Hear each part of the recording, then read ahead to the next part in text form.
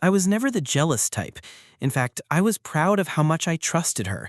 We were married for 11 years, had a son and a daughter, and built a peaceful little life in Colorado. I worked in IT, she was a high school counselor. We were both tired a lot, but we made it work, or so I thought.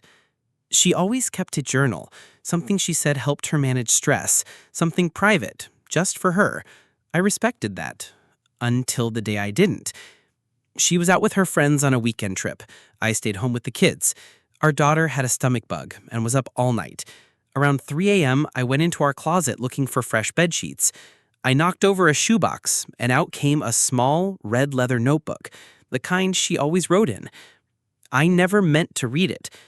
But when I picked it up, the first sentence I saw was, "He kissed me again today. I didn't pull away this time." I froze.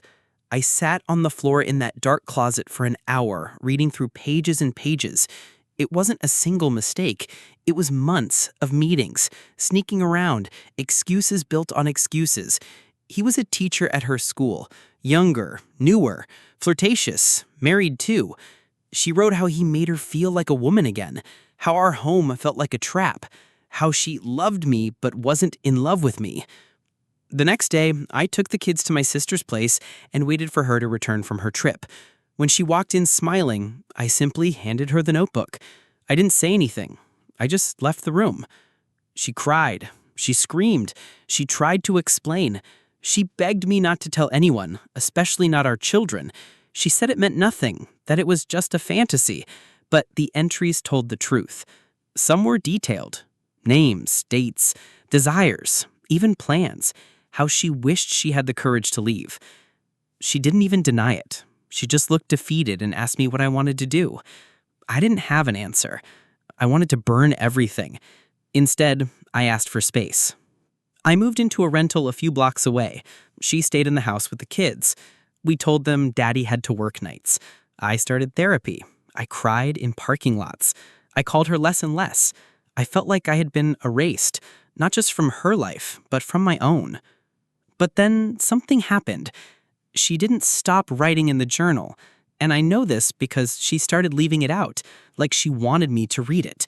Maybe it was guilt, maybe it was hope, but I read every new entry, and I watched a woman fall apart on paper.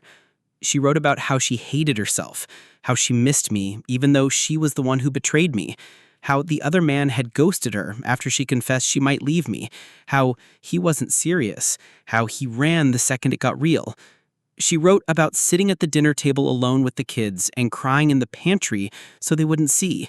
She had traded a real marriage for a moment of passion, and all she got in return was silence and shame. I didn't take her back, but I didn't shut her out completely either. We agreed to co-parent peacefully. I got partial custody. I decorated my new place with bunk beds and Avengers posters. I made pancakes every Saturday. I told the kids I'd always be here, that nothing they did caused this. And slowly, I started living again. Eventually, I started dating someone, carefully, quietly, someone who asked me questions, someone who listened without judgment. I was scared, but she never made me feel small for hurting. One day, my ex asked to meet. She handed me the final page of her journal. One sentence. I broke us because I didn't know I was worth being loved. I didn't say anything. I just nodded. I knew that pain. I lived it.